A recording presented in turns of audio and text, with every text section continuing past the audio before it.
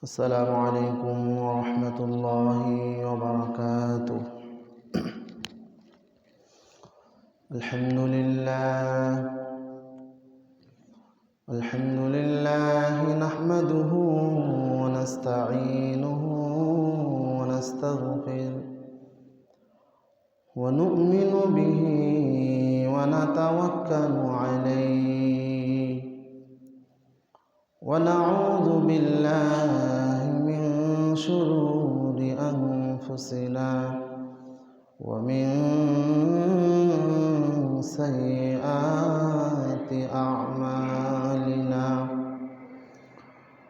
من يهده الله فلا مضل له ومن يضلله فلا هادي له ونشهد أن لا إله إلا الله وحده لا شريك له ونشهد أن محمدا عبده ورسوله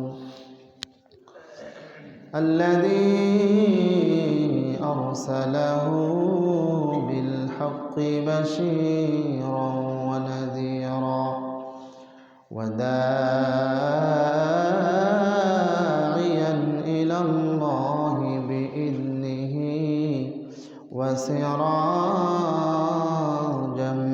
منيرا. فقد قال الله تبارك وتعالى في كلامه المجيد وفرقانه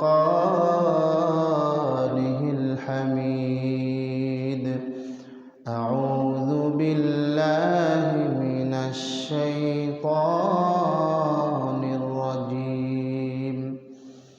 بسم الله الرحمن الرحيم. سبحان الذي أسرى بعبده ليلا من المسجد الحرام إلى المسجد الأقصى الذي باركنا حوله لنريه من آياتنا إنه هو السميع البصير. صدق الله العظيم. درود إبراهيم. اللهم صل على محمد وعلى آل محمد كما صليت على إبراهيم وعلى آل إبراهيم إنك حميد مجيد. اللهم بارك على محمد وعلى آل محمد كما باركت على إبراهيم وعلى آل إبراهيم إنك حميد مجيد.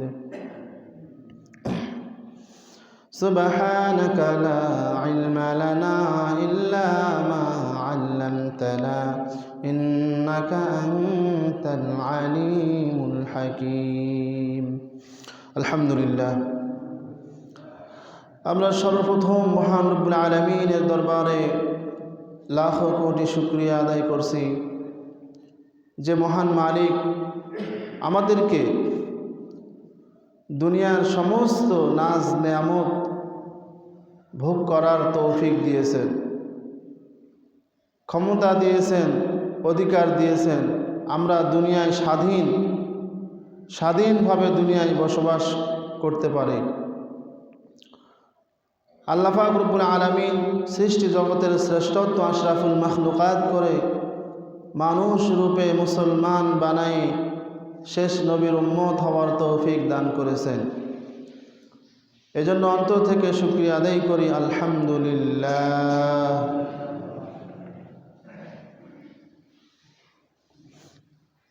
আমরা রজব মাসের শেষ প্রান্তে চলে আসছি,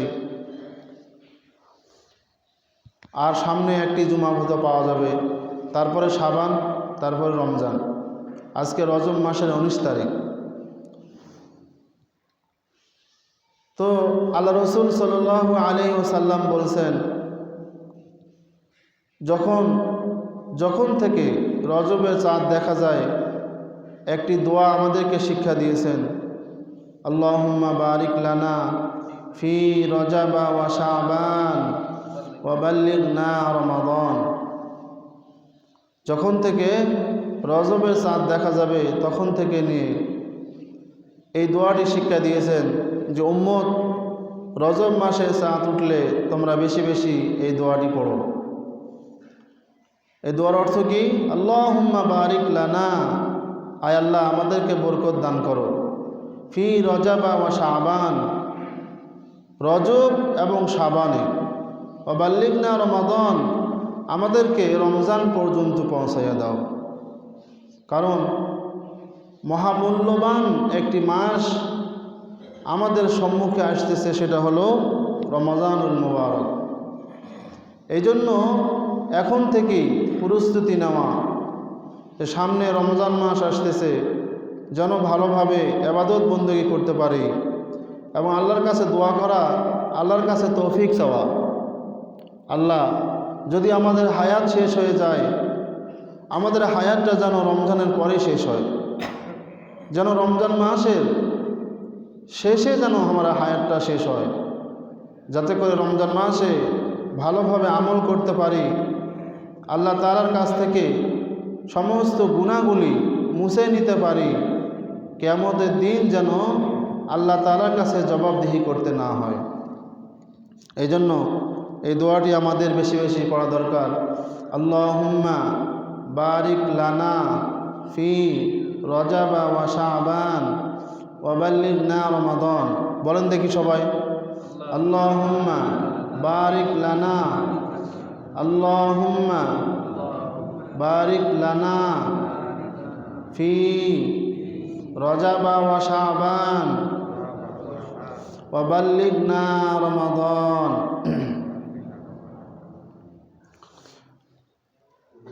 মুসা আলাইহিস সালাম আল্লাহ তাআলার কাছে একদিন প্রশ্ন করলো, ফরিয়াদ করলো, আল্লাহ আমাকে এমন একটি বিশেষ আমল দিন, যে আমলটি শুধু আমি যেন করতে পারি, অন্যরা করে এরকম না, একক একটি আমল আমাকে দান করুন। আল্লাহ পাক রব্বুল আলামিন বললেন যে লা ইলাহা ইল্লাল্লাহ, লা ইলাহা ইল্লাল্লাহ। মুসা আলাইহিস সালাম আল্লাহ তাআলাকে বললেন, আল্লাহ এই আমলটা তো সবাই করে। আল্লাহ পাক রব্বুল আলামিন বললেন যে দেখো, যদিও এই আমলটি সবাই করে, কিন্তু এই আমলের ওজন যদি আসমান জমিন সব কিছুকে একদিকে রাখা হয়, আর লা ইলাহা ইল্লাল্লাহকে যদি একদিকে রাখা হয়, তো লা ইলাহা ইল্লাল্লাহর পাল্লাই ভারী হয়ে যাবে। যদিও আমাদের কাছে হালকা সাধারণ মনে হয়, কিন্তু এ সারা পৃথিবীর সব কিছুর মূলেই লা ইলাহা ইল্লাল্লাহ, মানে আল্লাহ ছাড়া কিছু নাই। লা ইলাহা ইল্লাল্লাহ মানে আল্লাহ ব্যতীত আর কিছু নাই। এই সব কিছু আল্লাহ তাআলার হুকুমেই চলে। কোনো মানুষ যদি বিদেশ থেকে আসে, তাকে যদি বলা হয় আমাকে একটা বিশেষ জিনিস উপহার দাও, তো সে হয়তো বিশেষ বলতে সবচেয়ে ভালো জিনিস যেটা আমাদের কাছে সেটা হলো স্বর্ণের অলংকার, স্বর্ণের চেন বা স্বর্ণের কিছু গহনা, এটাই হলো সবচেয়ে বিশেষ জিনিস, মহামূল্যবান জিনিস। এখন সে যদি বলে না এটা নয়, এর চেয়েও বিশেষ কি আছে সেটা দাও, এখন তাকে যদি একটা কম্বল দেওয়া হয়, বিদেশি কম্বল, তাহলে সে বলবে যে এটা তো বিশেষ হলো না। আরও অন্য যত বিদেশি জিনিস আছে সেগুলোও যদি দেওয়া হয়, তাও সে বলবে না যে এটা বিশেষ, সে বলবে আমাকে বিশেষ কিছু দাও। তো সেই লোক বলবে যে বিশেষ কিছু, বিশেষ তো সব কিছুর মূলেই তো স্বর্ণ, এটাই তো বিশেষ কিছু। এখন এই বিশেষটাকে, এই বিশেষ জিনিসটাকে বানানোর কারণে কারো জিনিসটা বেশি সুন্দর লাগে, কারো জিনিসটা কম সুন্দর হয়। এই স্বর্ণটায় এমন কারিগর আছে, এমন সুন্দর করে ডিজাইন করে বানাবে, আপনার কাছে চমৎকার মনে হবে, আপনি খুশি হয়ে যাবেন। আবার এই স্বর্ণ অলংকারটায় এমন কিছু কারিগর আছে, বানালে আপনার কাছে ভালো লাগবে না। কিন্তু বানানেওয়ালার কারণে স্বর্ণের সৌন্দর্য কম বেশি, স্বর্ণের নিজস্ব কোনো কম বেশি নয়, বানানেওয়ালার বানানোর কারণে স্বর্ণের কম বেশি, কিন্তু স্বর্ণের নিজস্ব কোনো কম বেশি নয়, স্বর্ণ তো স্বর্ণই। তদ্রূপভাবে লা ইলাহা ইল্লাল্লাহ, এটা তো স্বর্ণ যেরকম স্বর্ণ তার কোনো কমতি নাই, বানানেওয়ালার কারণে কমতি, এই লা ইলাহা ইল্লাল্লাহটাও এরকমই, তার কোনো কমতি নাই, সব কিছুর মূলে, সব কিছুর ঊর্ধ্বে লা ইলাহা ইল্লাল্লাহ। এখন এটাকে আমরা যারা আমল করি, আমাদের আমলের কারণে কম বেশি হয়ে থাকে। লা ইলাহা ইল্লাল্লাহর আমল আমাদের তাকওয়া পরহেজগারি, যত তাকওয়া পরহেজগারি অবলম্বন করে আমরা এটাকে আমল করতে পারবো, আমাদের দাম তত বেড়ে যাবে। যেরকমভাবে ভালো স্বর্ণকার ভালোভাবে বানাইলে যেরকম স্বর্ণ ওটাকে বেশি দেখতে সুন্দর লাগে, আর যেটা বানাইতে ভালো পারে নাই ওটাকে দেখতে কম সুন্দর লাগে, কিন্তু স্বর্ণ তো স্বর্ণ একই, তার দাম তো, তার মূল্য তো একই। তদ্রূপভাবে লা ইলাহা ইল্লাল্লাহ এর কোনো দামে কমতি নাই, আমলের ভিতর কমতি। যার আমল যত সুন্দর হবে, যার তাকওয়া পরহেজগারি যত সুন্দরভাবে এটাকে নিতে পারবে, তার মূল্য, তার মর্যাদা তত বৃদ্ধি হবে। এই জন্য আমাদের উচিত আমাদের আমল সুন্দর করা, আমাদের আমল সুন্দর করা, ইখলাসের সাথে আমল করা, আমল ইখলাসের সাথে করা, তাকওয়া পরহেজগারের সাথে করা। আল্লাহ পাক রব্বুল আলামিন কোরআনের ভিতর বলছেন, এই মাসে একটি মেরাজের ঘটনা সংঘটিত হয়েছে। মেরাজের ঘটনা সংঘটিত হয়েছে। মেরাজ কেন সংঘটিত হলো এবং আল্লাহ রসুল সাল্লাল্লাহু আলাইহি সাল্লামকে আল্লাহ তাআলার কাছে কেন আল্লাহ নিয়ে গেলেন, আল্লাহ পাক রব্বুল আলামিন এই ঘটনাটি কোরআনের ভিতরে বর্ণনা করতেছেন। সুবহানাল্লাযী আসরা বিআবদিহি লাইলাম মিনাল মাসজিদিল হারাম ইলাল মাসজিদিল আকসাল্লাযী বারাকনা হাওলাহু লিনুরিয়াহু মিন আয়াতিনা। আল্লাহ পাক রব্বুল আলামিন বলতেছেন সুবহানাল্লাযী আসরা, তিনি পবিত্র, তিনি পবিত্র। আল্লাহ পাক রব্বুল আলামিন পবিত্র। সুবহানাল্লাযী আসরা, যিনি তার বান্দাকে, বান্দা বলতে মুহাম্মাদুর রাসূলুল্লাহ সাল্লাল্লাহু আলাইহি ওয়াসাল্লাম উদ্দেশ্য। সুবহানাল্লাযী আসরা বিআবদিহি, তিনি পবিত্র যিনি তার বান্দাকে রাত্রিতে ভ্রমণ করিয়েছেন মসজিদুল হারাম থেকে মসজিদে আকসা পর্যন্ত। মসজিদে হারাম থেকে শত শত মাইল, শত শত দূরত্ব রাস্তা আল্লাহ পাক রব্বুল আলামিন এক রাত্রিতে অল্প সময়ের ভিতরে আল্লাহ রসুল সাল্লাল্লাহু আলাইহি ওয়াসাল্লামকে মসজিদে হারাম থেকে মসজিদে আকসায় নিয়ে গেছেন। কেন? লিনুরিয়াহু মিন আয়াতিনা।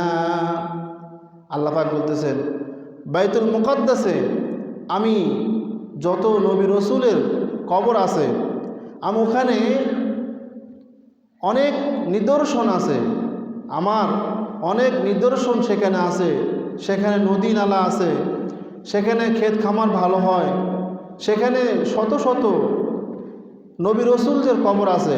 এই সমস্ত নিদর্শন দেখানোর জন্য আমি আমার বান্দা আমার রসুল মুহাম্মদকে আমি বাইতুল্লাহ থেকে বাইতুল মুকাদ্দাসে ভ্রমণ করাইছি। শুধু এখানেই ক্ষান্ত নয়, বাইতুল্লাহ থেকে বাইতুল মুকাদ্দাসে ভ্রমণ করিয়া আবার সেখান থেকে সিদরাতুল মুনতাহা উর্দু আরোহণ, সিদরাতুল মুনতাহা সপ্তম আকাশ, সপ্তম আসমান ভেদ করে আরশে মহাল্লা আল্লাহ তাআলার কাছে সাক্ষাৎ করেছেন, আল্লাহ পাক করাইছেন। আল্লাহ রসুল সাল্লাল্লাহু আলাইহি ওয়াসাল্লাম, বুখারী শরীফের হাদিসে আছে, আল্লাহ রসুল সাল্লাল্লাহু আলাইহি ওয়াসাল্লাম বলতেছে আমি একদিন এক রাতে হাতিমে কাবা, হাতিমে কাবা, কাবা শরীফের এক অংশ, সেখানে আমি ছিলাম। হঠাৎ একজন আসিয়া আমার সিনা মুবারক ফাড়লেন, একবারই নাভি পর্যন্ত সিনা মুবারক ফেড়ে আমার হৃৎপিণ্ডটা বের করলেন, করে সুন্দর করে স্বর্ণের পাতিলে সুন্দর করে ধুয়ে আবার সেটাকে আমার আপন জায়গায় সেট করে দিলেন। হৃৎপিণ্ডটা সুন্দর করে ধুয়ে সেটাকে হিকমত দ্বারা, সেটাকে প্রজ্ঞা দ্বারা আবার সুন্দর করে আপন জায়গায় লাগিয়ে দিলেন। এরপর আমাকে এই বাইতুল্লাহ থেকে বাইতুল মুকাদ্দাস নিয়ে গেলেন। সেখানে সমস্ত নবী রসুলদের উপস্থিতিতে 2 রাকাত নামাজ আদায় করলাম। এই 2 রাকাত নামাজ ইমামতি আল্লাহ রসুল সাল্লাল্লাহু আলাইহি ওয়াসাল্লাম করেছিলেন। এই জন্য আল্লাহ রসুলকে ইমামুল মুরসালিন, ইমামুল আম্বিয়া বলা হয়। আল্লাহ রসুল সাল্লাল্লাহু আলাইহি ওয়াসাল্লাম সেখানে সমস্ত নবী রসুলদের উপস্থিতিতে ইমামতি করেছেন। এরপরে আল্লাহ রসুল সাল্লাল্লাহু আলাইহি ওয়াসাল্লামকে বোরাক যোগে মেরাজ, এই বোরাক এটা একটা আরোহণের জন্তু, যেটা আমাদের ভাষায় আমরা বলে থাকি, কিতাবে পাওয়া যায় খচ্চর থেকে ছোট, খচ্চর থেকে একটু বড়, গাধা থেকে একটু ছোট, এটাকে বোরাক বলা হয়। এটার উপর আরোহণ করে তার দৃষ্টি পৃথিবীর এই প্রান্ত থেকে ওই প্রান্ত এরকম, আর বিদ্যুতের গতিতে চলে। এরকম একটা প্রাণী উপর চড়িয়া আল্লাহ রসুল সাল্লাল্লাহু আলাইহি ওয়াসাল্লামকে আল্লাহ তাআলার কাছে নিয়ে গেলেন। আল্লাহ তাআলা সরাসরি আল্লাহ রসুলের সাথে সাক্ষাৎ করলেন। এবং এই 7 আসমানে, প্রত্যেকটা আসমানে এক একটা নবী, এক একটা রসুলের সাথে সাক্ষাৎ হয়েছে, তাদের সাথে সালাম মুসাফা হয়েছে, বিনিময় হয়েছে, কথা হয়েছে। এরপরে আল্লাহ রসুল আল্লাহ তাআলার সাথে সাক্ষাৎ হয়েছে, কথা হয়েছে। এরপরে আল্লাহ তাআলা এই যে এখানে আল্লাহ পাক রব্বুল আলামিন দুনিয়াতে আমাদের জন্য যত হুকুম আহকাম, দুনিয়াতে আমাদের জন্য যত হুকুম আহকাম আল্লাহ দিয়েছেন সব কিছু জিবরাইল আমিন ফেরেশতার মাধ্যমে আল্লাহ রসুলের কাছে নাজিল করেছেন। শুধু একটি হুকুম, সেটা হলো নামাজ। এই হুকুমটা আল্লাহ পাক রব্বুল আলামিন সরাসরি আল্লাহ রসুলকে আসমানে নিয়ে আল্লাহর কাছে সরাসরি নিয়ে সেখান থেকে হুকুম দিয়েছেন। তাহলে এই নামাজের গুরুত্বটা কত! সমস্ত হুকুম আহকাম, আমাদের সমস্ত হুকুম আহকাম, শরীয়ত, কোরআন, হাদিস সব কিছু আল্লাহ পাক জিবরাইল আমিন ফেরেশতার মাধ্যমে আমাদের কাছে প্রেরণ করেছেন। কিন্তু একমাত্র হুকুম যেটা আল্লাহ তাআলা সরাসরি আল্লাহ রসুলকে তার কাছে ডেকে নিয়ে এরপরে আমাদের জন্য হুকুম করেছেন। আল্লাহ পাক রব্বুল আলামিন আমাদের জন্য 50 ওয়াক্ত নামাজ নির্ধারিত করে দিয়েছেন। 50 ওয়াক্ত। আল্লাহ রসুল সাল্লাল্লাহু আলাইহি সাল্লাম যখন আসতেছেন, মুসা আলাইহিস সালামের সাথে সাক্ষাৎ, মুসা আলাইহিস সালাম বলতেছে, হে পয়গম্বর, আপনাকে আল্লাহ তাআলা কী নির্দেশ দিলেন? আল্লাহ রসুল সাল্লাল্লাহু আলাইহি ওয়াসাল্লাম বলতেছে, আল্লাহ পাক রব্বুল আলামিন আমার উম্মতের জন্য 50 ওয়াক্ত নামাজের হুকুম দিয়েছেন। মুসা আলাইহিস সালাম বলতেছে, আমি আমার উম্মতের তাজরবা থেকে বলতেছি, আমার উম্মতের অভিজ্ঞতা থেকে বলতেছি, বনি ইসরাইলদের জন্য আমাকে আল্লাহ তাআলা নবী হিসাবে প্রেরণ করেছিলেন।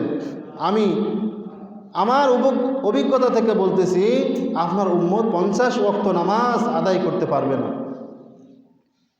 50 ওয়াক্ত নামাজ আদায় করতে পারবে না। আপনি আল্লাহর কাছে যান, ফরিয়াদ করে কমে নিয়ে আসেন। এভাবে আল্লাহ রসুল কয়েকবার যাওয়া আসা করছেন। প্রত্যেকবার 10 রাকাত, 10 ওয়াক্ত 10 ওয়াক্ত করে কমে দিয়েছেন। শেষবারে 10 ওয়াক্ত না দিয়ে 5 ওয়াক্ত রেখে দিয়েছেন, আর বাকি 45 ওয়াক্তই আল্লাহ তাআলা মাফ করে দিয়েছেন। 45 ওয়াক্ত মাফ করে দিয়ে আল্লাহ পাক রব্বুল আলামিন বলতেছে, আমি 50 ওয়াক্ত নামাজের হুকুম দিয়েছিলাম, আমার কোনো বান্দা যদি 5 ওয়াক্ত নামাজ আদায় করে আমি তাকে 50 ওয়াক্ত নামাজেরই সওয়াব দেব। চিন্তা করা যায় কত বড় কথা! দুনিয়ায় এরকম কে আছে যা আপনি একদিন কাজ করবেন আপনাকে 5 দিনের মজুরি দিবে? এই পৃথিবীতে এমন কোনো দাতা নাই যা আপনি একদিন কাজ করবেন আর আপনাকে 5 দিনের মজুরি দিবে, 10 দিনের মজুরি দিবে। 5 দিন 10 দিন তো দূরের কথা, 2 দিনেরই দিবে না। পারলে একদিনের যে মজুরি সেখান থেকে কিছু কমে দেওয়ার চেষ্টা করবে। কিন্তু আল্লাহ পাক রব্বুল আলামিন দয়ার সাগর, তিনি বলতেছেন যে আমার কোনো বান্দা যদি 5 ওয়াক্ত নামাজ আদায় করে আমি যে 50 ওয়াক্ত হুকুম করেছিলাম 50 ওয়াক্ত নামাজেরই সওয়াব দেব। 50 ওয়াক্ত নামাজেরই সওয়াব দেব। এই জন্য আল্লাহ রসুল সাল্লাল্লাহু আলাইহি ওয়াসাল্লামকে সরাসরি আল্লাহর কাছে নিয়ে গেছেন, সেখানে এই হুকুমটা দিয়েছেন। এই জন্য নামাজের গুরুত্ব অনেক বড়, নামাজের গুরুত্ব অনেক। নামাজের হুকুম আল্লাহ তাআলা সরাসরি দিয়েছেন আল্লাহর কাছে, আর সমস্ত হুকুম আহকাম আল্লাহ ফেরেশতাদের মাধ্যমে দিয়েছেন। আল্লাহ রসুল সাল্লাল্লাহু আলাইহি ওয়াসাল্লামকে কেন আল্লাহর কাছে নিয়ে গেলেন? 1 নম্বর কারণ, আল্লাহ রসুল সাল্লাল্লাহু আলাইহি ওয়াসাল্লাম যখন দাওয়াত দিতেন, কাফের মুশরিক বেঈমানদের কষ্ট সহ্য করে উনি যখন দাওয়াতের কাজ শেষ করে ঘরে ফিরতেন, খাদিজাতুল কুবরা, আম্মাজান খাদিজাতুল কুবরা রাদিয়াল্লাহু তাআলা আনহা আল্লাহ রসুলকে সান্ত্বনা দিতেন। এরপরে আল্লাহ রসুলের চাচা আবু তালেব ওনাকে সান্ত্বনা দিতেন, সাপোর্ট দিতেন। এই দুনিয়ার ভিতরে আল্লাহ রসুলকে সবচেয়ে বেশি সাপোর্ট যারা দিয়েছেন তিনি হলেন খাদিজাতুল কুবরা রাদিয়াল্লাহু তাআলা আনহা আর ওনার চাচা আবু তালেব। এই দুইজন বেশি সাপোর্ট দিয়েছেন। আপনি যে কোনো কাজ করেন, যদি সাপোর্ট না পান কাজ করতে পারবেন না। তো আল্লাহ রসুলকে যারা সাপোর্ট দিয়েছেন, আল্লাহ রসুল যাদের সাপোর্টে কাজ করতেন, সারাদিন কাজ করার পরে ক্লান্ত হলে একটু সাপোর্ট পাওয়া, এটা যে কত বড়, যে কাজ করে সেই জানে। তো আল্লাহ রসুল সাল্লাল্লাহু আলাইহি সাল্লাম 11তম নবুয়ত পাওয়ার 11তম বছর, নবুয়ত পাওয়ার 11তম বছরে এই রজব মাসে 27শে রজব মেরাজ সংগঠিত হয়েছে। অনেক মতামত, অনেক কিছু আছে, সব কিছু মিলে আমি একটা যেটা প্রসিদ্ধ সেটা বলতেছি। আল্লাহ রসুলের নবুয়ত পাওয়ার 11তম বছরে 27শে রজব মেরাজ সংগঠিত হয়েছিল। এক নম্বর কারণ হলো আল্লাহ রসুল যাদের সাপোর্টে কাজ করতেন ইতিমধ্যে তারা দুনিয়া থেকে বিদায় নিয়ে নিছে। আবু তালেবও মৃত্যুবরণ করেছে এবং খাদিজাতুল কুবরাও মৃত্যুবরণ করেছে। তারপরও আল্লাহ রসুল সাল্লাল্লাহু আলাইহি সাল্লাম পূর্ণ তাওয়াক্কুল, আল্লাহর উপরে পূর্ণ ভরসা আল্লাহর উপরে রেখে আল্লাহ রসুল দাওয়াতের কাজে কোনো কমতি করেন নাই। এই জন্য আল্লাহ রসুলকে আল্লাহ তাআলা সম্মানিত করার জন্য, আল্লাহ রসুলের যত সম্মানের বিষয় আছে, আল্লাহ রসুলের যত মর্যাদার বিষয় আছে, এর ভিতরে একটি হলো মেরাজ।